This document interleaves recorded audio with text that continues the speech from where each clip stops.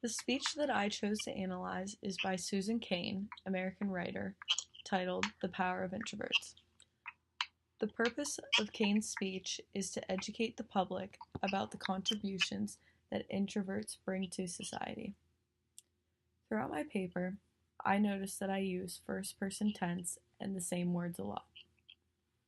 I fixed this by rewriting the sentences that I referred to myself in and used other synonyms to describe the word I had currently been using.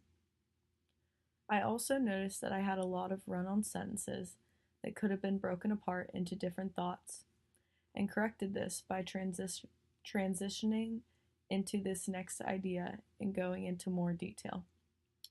This paper was my first experience using APA format, and a problem I ran into was figuring out the header that I still could not fix.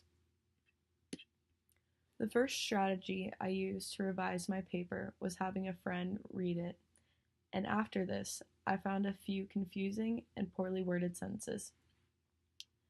The second revision strategy I used was reading my paper aloud to myself. After that, I made a few technical revisions, including commas, and I also broke apart sentences that had different ideas in them to make the paragraph flow better. Overall, I believe Cain gave an informative speech to her audience on an unpopular subject and got the idea across to her audience well. Ultimately, I think that my paper could have been more detailed about the ways in which Cain interacts with her audience. I have 3 goals for my informative essay. The first one is to form better structured sentences. The next is to write body paragraphs that flow better together. And the last is to get more familiar with APA format.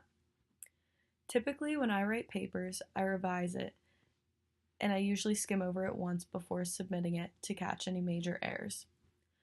But for my informative essay, I plan to revise my essay a few times and use the strategy of reading my paper out loud, as I noticed I caught more of my mistakes after.